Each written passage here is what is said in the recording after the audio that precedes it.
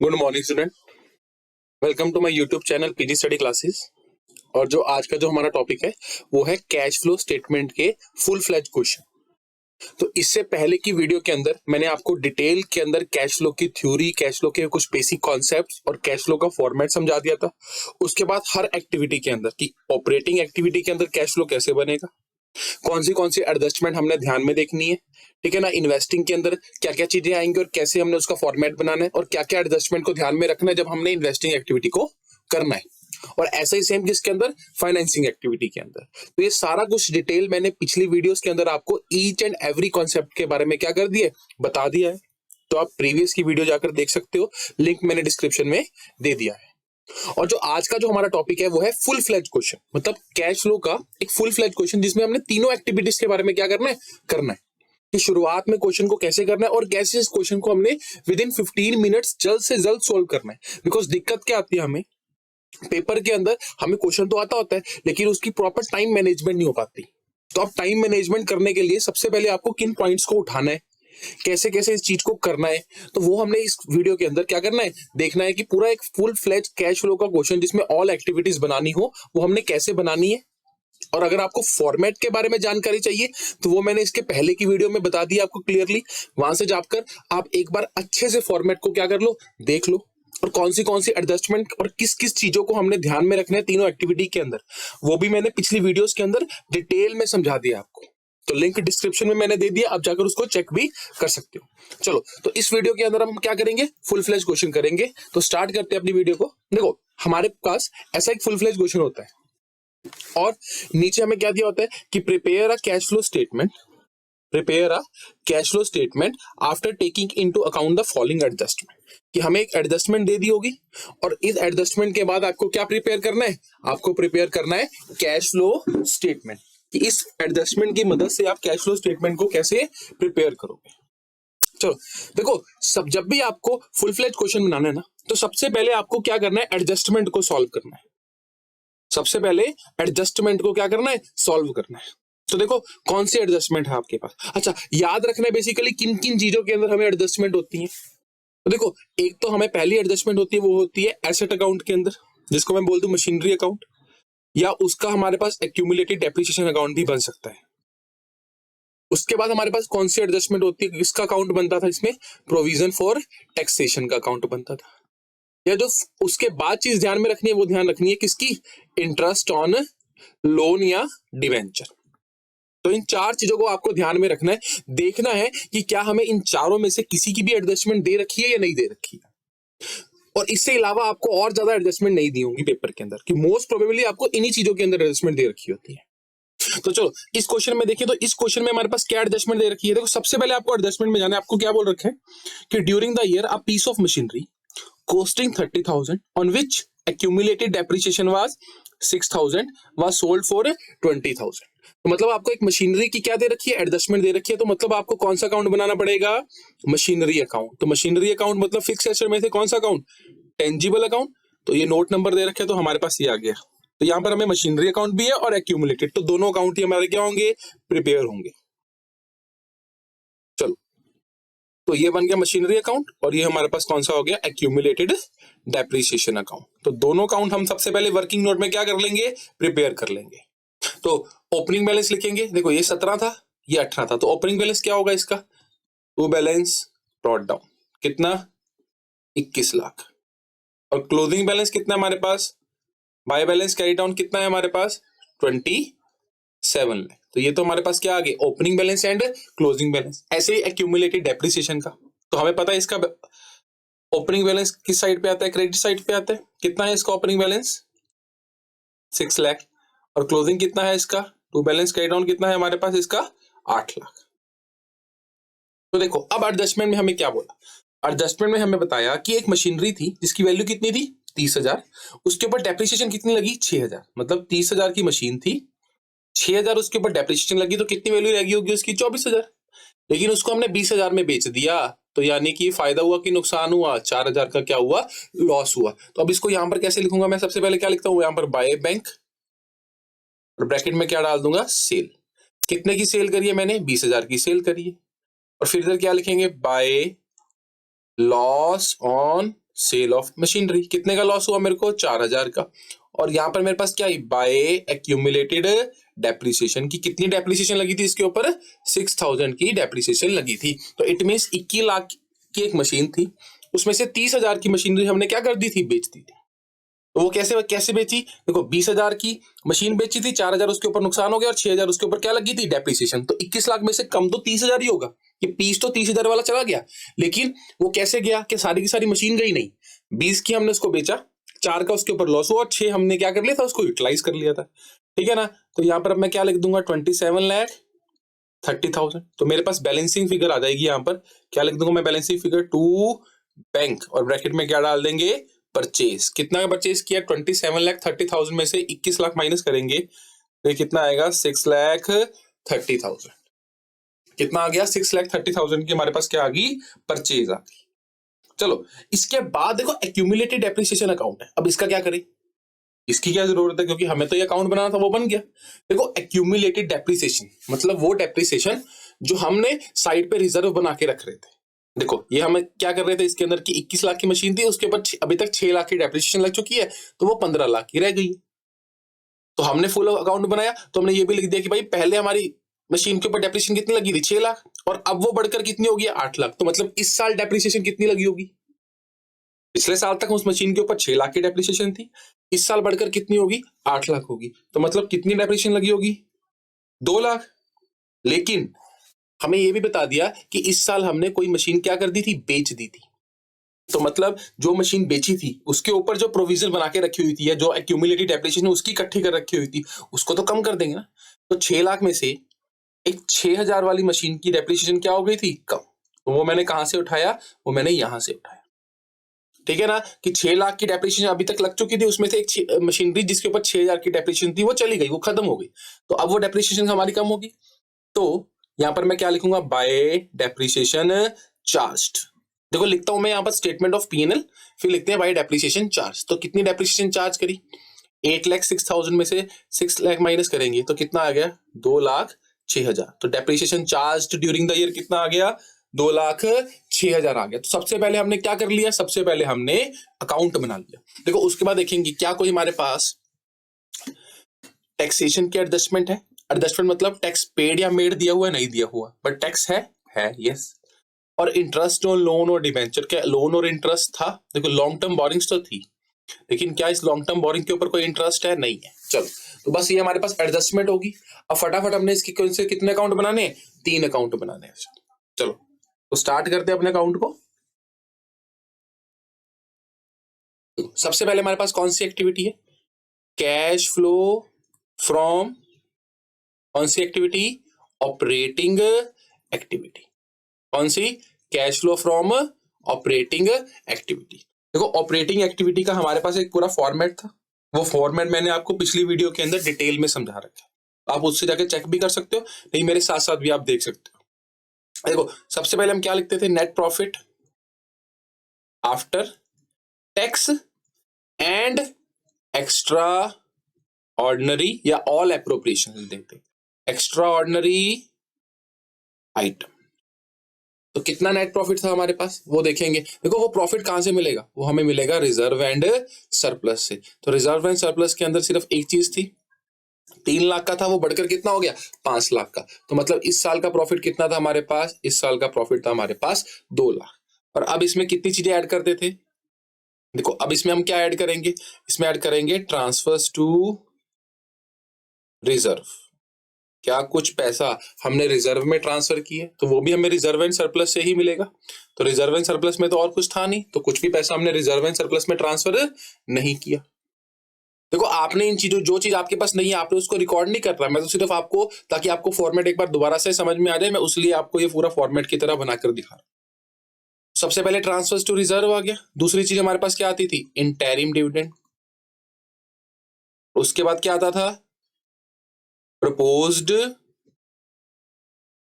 Dividend. कौन से वाला? या तो प्रीवियस ईयर वाला या करंट ईयर वाला।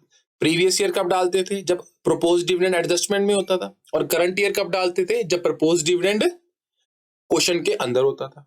और फोर्थ चीज हमारे पास क्या होती थी? Provision for tax. या तो मेड, अगर हमें मेड दिया होता तो मेड, नहीं तो कौन सा डालते थे, करंट ईयर वाला डालते थे। तो अब देखते हैं क्या इंटरिम डिविडेंड, देखो इंटरिम डिविडेंड और प्रपोज डिविडेंड क्या कहीं पर है एडजस्टमेंट में होंगे, नहीं है। और उसके बाद क्या था, प्रोविजन फॉर टैक्स था। तो प्रोविजन फॉर टैक्स, मेड तो हमारे पास है नहीं, मेड पेड, तो अब हमारे पास कौन सा है प्रोविजन फॉर टैक्स, 60,000 था, बढ़कर कितना हो गया 70,000। मैं अब करंट ईयर वाला देखते हैं, करंट ईयर वाला कितना है 70,000। तो कितना लिख दूंगा मैं यहाँ पर 70,000। तो अब मेरे पास क्या निकल कर आ गया, मेरे पास आ गया ये नेट प्रॉफिट आफ्टर की before, before tax and extra ordinary items. Net profit before tax and extra ordinary item कितना हो गया, 2,70,000। अब इसमें हम क्या ऐड करते थे, इसमें ऐड करते थे non cash and non operating items, non cash and non operating items add करते थे। तो नॉन कैश और नॉन ऑपरेटिंग आइटम्स की बात करें तो कितना था, देखो ध्यान से। अच्छा, कौन सी चीज, सॉरी कौन सी चीजें होती थी नॉन कैश है, इसमें भी 4 चीजें प्लस करते थे। पहला क्या प्लस करते थे, इंटरेस्ट ऑन लोन या डिवेंचर। दूसरी क्या चीज ऐड करते थे हम इसके अंदर, दूसरा ऐड करते थे हम depreciation charged during the year. Third क्या चीज ऐड करते थे हम इसके अंदर, loss on sale of machinery या एसेट।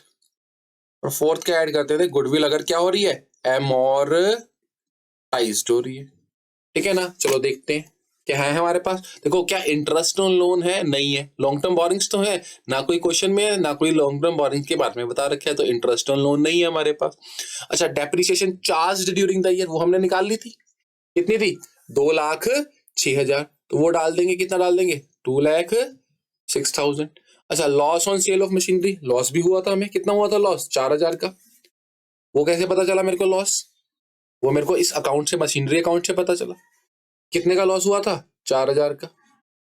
चलो, क्या गुडविल राइट ऑफ है, गुडविल राइट ऑफ मतलब क्या, गुडविल बढ़ रही है या कम हो रही है। तो ध्यान से देखिए गुडविल कहां पर मिलेगी हमें, इंटेंजिबल एसेट, और नोट दे रखा है गुडविल। तो गुडविल 2,70,000 की थी, 470 की हो रही है, तो गुडविल क्या हो रही है, बढ़ रही है। तो क्या अब रिटर्न ऑफ तो नहीं हो रही है, मोटाइज तो नहीं हो रही, तो क्या लिख देंगे यहां पर। अच्छा, लेस में क्या करता था, अगर मेरे को किसी प्रकार का प्रॉफिट हो रहा है सेल के ऊपर या कोई इंटरेस्ट ऑन इन्वेस्टमेंट है, तो दोनों ही हमारे पास नहीं है वो चीजें। तो अब मेरे पास क्या निकल कर आएगा, मेरे पास आएगा कैश, सॉरी मेरे पास आ गया operating profit before change in working capital. Operating profit मेरे को बिजनेस से कितना प्रॉफिट हुआ वर्किंग कैपिटल को चेंज करने के बाद। तो 2,70,000 प्लस ये कितना आ गया, 2,10,000। तो ये आ गया 4,80,000 का मेरे पास क्या हुआ, operating profit before change in working capital. अच्छा, अब इसमें ऐड क्या करते थे, ऐड करते थे increase in current liability because working capital वही होता था, और डिक्रीज इन करंट एसेट्स। और लेस क्या करते थे, लेस करते थे इंक्रीज इन करंट एसेट्स और डिक्रीज इन करंट लायबिलिटी। ठीक है ना, अब ये क्यों करते थे इसका मैंने डिटेल में आपको बताया था चीजें सारी। चलो, तो देखो करंट एसेट, सबसे पहले आपने क्या देखना है, करंट एसेट्स और करंट लायबिलिटी है, और उसमें क्या क्या चीजें आपके पास आएंगी, क्या क्या चीजें नहीं आएंगी। तो कुछ चीजें नहीं आती थी, सबसे पहले तो क्या नहीं आता था, कैश एंड कैश इक्विवेलेंट नहीं आता था। और अगर करंट एसेट में आपको कोई short term loans and advances दिए होते वो भी नहीं आते थे। लेकिन इसमें तो सिर्फ ये दो चीजें आएंगी और ये नहीं आएगी, और करंट लायबिलिटी में भी ट्रेड पेबल आएगा। और शॉर्ट टर्म प्रोविजन कौन सी है हमारे पास, प्रोविजन फॉर टैक्स है, तो उसका तो ट्रीटमेंट हो चुका, तो वो भी नहीं आएगा। तो ये 3 चीजें हमारे पास आएंगी। और अब हमने देखना है कि ये बढ़ रही है या कम हो रही है। तो सबसे पहले लायबिलिटी देखते हैं कि लायबिलिटी 2 लाख की थी, 1.5 लाख की रहेगी, यानी कि 50,000 लायबिलिटी क्या होगी, कम होगी।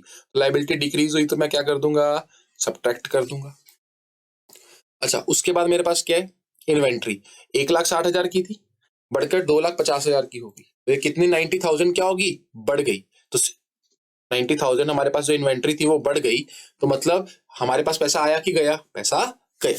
तो अब हमारे पास क्या निकल कर आएगा।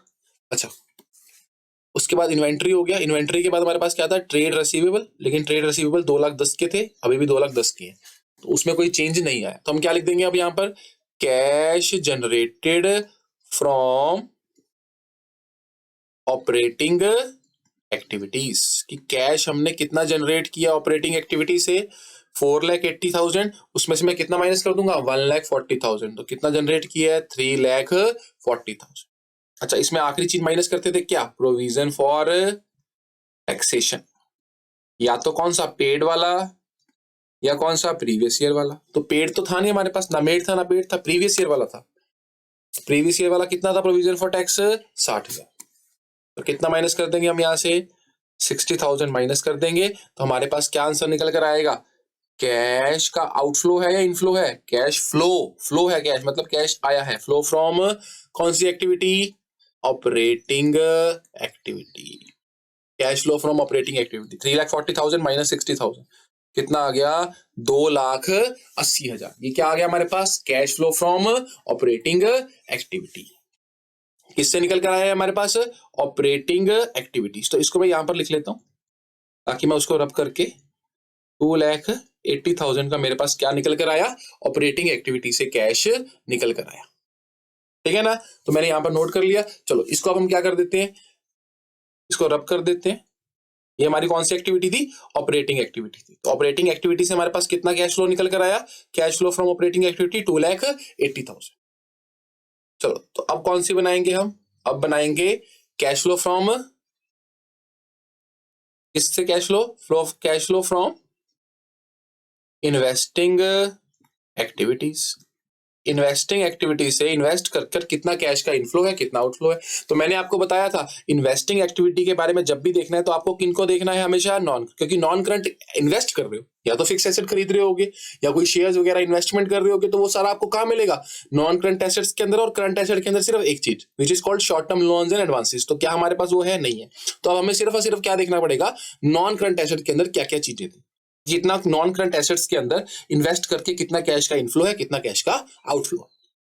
तो देखो टेंजिबल एसेट्स और इंटेंजिबल एसेट्स, दो एसेट्स हैं और दोनों के हमारे पास क्या दे रखे हैं, नोट्स टू अकाउंट।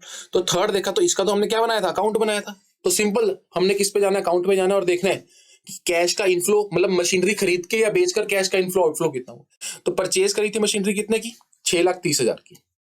तो मैं क्या लिख दूंगा यहां पर, परचेज ऑफ मशीनरी कितने की, 6,30,000 की। ठीक है ना। चलो उसके बाद क्या है मेरे पास, मशीनरी परचेज करी थी और सेल कितने की करी थी, सेल करी थी 20,000 की। ठीक है ना, तो यहां पर मैं लिख दूंगा एक जगह नीचे छोड़कर थोड़ा सा, सेल ऑफ मशीनरी कितने की करी थी, सेल ऑफ मशीनरी 30,000। अच्छा और क्या था मेरे पास, इंटेंजिबल एसेट्स थी, तो 2,70,000 की थी, 4,70,000 की, यानी कि 2 लाख की ये भी क्या की होंगी, परचेज की होंगी। मैंने जो इनफ्लो वाली चीजें और आउटफ्लो वाली चीजें उनको इकट्ठा कर लेंगे। तो परचेज ऑफ गुडविल कितने की परचेज करी थी, गुडविल भी हमने 2 लाख की परचेज करी थी। तो देखो क्या और कोई चीज है हमारे पास, नॉन करंट एसेट्स के अंदर सिर्फ दो ही चीजें थी, दोनों का ट्रीटमेंट कर दिया, उसके अलावा तो और कोई चीज नहीं थी हमारे पास, क्योंकि टेंजिबल एसेट्स थी मशीनरी और एक्यूमुलेटेड डेप्रिसिएशन, और इंटेंजिबल कौन सी थी, गुडविल थी। चलो तो अब हम क्या करेंगे, अब हम देखेंगे कैश का इनफ्लो है क्या आउटफ्लो है। देखो देख के पता चल रहा है नेगेटिव के अंदर है, तो 8,30,000 माइनस 30,000 क्या आया हमारे पास, 8 लाख का क्या आया, और ये क्या आया, कैश का, कैश यूज्ड मतलब हमने कैश से को यूज किया है, किससे, इन्वेस्टिंग एक्टिविटीज से। कैश को क्या किया गया है, यूज किया गया, कौन सी एक्टिविटी से, इन्वेस्टिंग एक्टिविटी से, कितना 8 लाख रुपया। चलो इसके बाद हमारे पास कौन सी एक्टिविटी आती है, cash flow from financing activity. कौन सी एक्टिविटी आएगी, फाइनेंसिंग एक्टिविटी। चलो अब cash flow from financing activity जब भी देखना है हमने, तो उसमें हमें किसके बारे में देखना है, शेयर होल्डर फंड और नॉन करंट लायबिलिटी। और करंट लायबिलिटी में सिर्फ एक चीज, शॉर्ट टर्म बोरिंग्स। तो शॉर्ट टर्म बोरिंग्स तो है नहीं हमारे पास, तो अब हम देखेंगे सबसे पहले हमारे पास क्या चीज थी, शेयर कैपिटल थी। तो पहले 15 लाख की थी, अब 20 लाख की होगी, मतलब हमने क्या किया होगा, इशू किया होगा। क्या किया होगा, इशू किया होगा, तो पैसा आया होगा। तो क्या लिखूंगा मैं यहां पर, इशू ऑफ शेयर कैपिटल। कितना इशू किया मैंने, 5 लाख रुपए की शेयर कैपिटल क्या की है, इशू की है। दूसरा क्या था, रिजर्व एंड सरप्लस, तो इसका ट्रीटमेंट हमने कर दिया था। ठीक है ना। फिर लॉन्ग टर्म बोरिंग्स थी, 2 लाख की थी, 3 लाख की होगी, यानी कि ये भी हमने क्या किया होगा, issue of long terms borrowings. कितनी, 1 लाख की। तो टोटल कितना आ गया ये, टोटल हमारे पास कितना आ गया ये, हाँ, अच्छा और देखना है क्या हमारे पास और कोई चीज है, क्या हमारे पास और कोई चीज है जिससे हमें पता चले कि कैश का कितना इनफ्लो हुआ है या कितना आउटफ्लो हुआ है? तो नहीं, और कोई चीज हमारे पास नहीं है। देखो, अब याद रखना है कि शेयर कैपिटल इशू किए कितने के, 5 लाख के। लॉन्ग टर्म बोरिंग्स कितने की थी, 1 लाख की थी, ठीक है ना। तो टोटल कितना पैसा हमारे पास आएगा, टोटल आएगा हमारे पास 6 लाख। टोटल कितना आया, 6 लाख। कैश का क्या हुआ, cash flow from financing activity. देखो फाइनेंसिंग में एक तो ये चीजें देखते हैं और बाकी हम देखते हैं क्या कोई इंटरेस्ट या किसी प्रकार का कोई डिविडेंड पे किया था, नहीं किया था। तो अगर पे किया होता तो वो वहां पर प्लस करके यहाँ पर क्या कर रहे थे, माइनस कर रहे थे। लेकिन हमारे पास नहीं था ऐसा कुछ, तो हमने क्या लिख दिया, cash flow from financing activity. कितना आया, कैश का फ्लो हुआ है। और अब हम लिखेंगे net cash from all activities, की सारी एक्टिविटी से हमारे पास कैश कितना आया है। ऑल एक्टिविटी से हमारे पास जो कैश था वो कितना आया। चलो, तो ऑल एक्टिविटी से हमारे पास कैश कितना होगा, ए प्लस बी प्लस सी। ए मतलब क्या, ऑपरेटिंग। तो देखो ऑपरेटिंग से आपके पास कितना आया था, 2,70,000। इन्वेस्टिंग से आपके पास कितना आया था, 8 लाख आया था। अच्छा, 8 लाख आया था या गया था, गया था। और फाइनेंसिंग से आपके पास कितना आया था, 6 लाख आया था। तो टोटल हमने क्या कर लिया, देखो 8,70,000 रुपए आए थे और 8 लाख क्या हुए थे, चले गए थे। तो नेट कैश कितना आया था, नेट कैश आया था 70,000। अगर हमने अब क्या करना है, आंसर चेक करना है, तो इसमें पता क्या ऐड करेंगे ये कैश एंड कैश इक्विवेलेंट्स का कौन सा बैलेंस, ओपनिंग बैलेंस। तो ओपनिंग बैलेंस कितना था हमारे पास कैश एंड कैश इक्विवेलेंट्स का, ओपनिंग बैलेंस कितना था कैश एंड कैश इक्विवेलेंट्स का, तो था 1,20,000।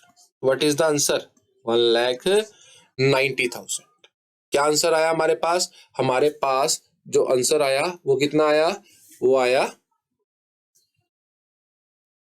1,90,000। तो 1,90,000 रुपए हमारे पास क्या आ गए, cash flow from all activities. तो देखो इस साल कितने का कैश फ्लो हुआ, 70 का कैश फ्लो हुआ। तो 1,20,000 हमारे पास पहले थे, 70,000 हमारे पास इन एक्टिविटी से आ गए। तो 1,90,000 पे हमारे पास क्या आ गया, क्लोजिंग बैलेंस।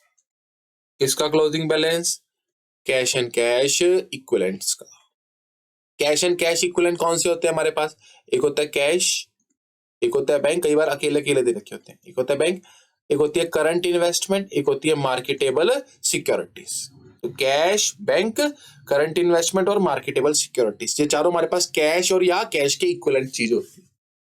तो अगर हमें अकेले अकेले दे दी हो तो हम इन चारों के ओपनिंग बैलेंस को प्लस करेंगे और इन चारों के क्लोजिंग बैलेंस जितना हमारे पास क्या आ जाएगा, आंसर आ जाएगा। तो इट मींस हमने सही किया है, अदरवाइज कोई ना कोई छोटी मोटी गलती हमारी हो सकती है।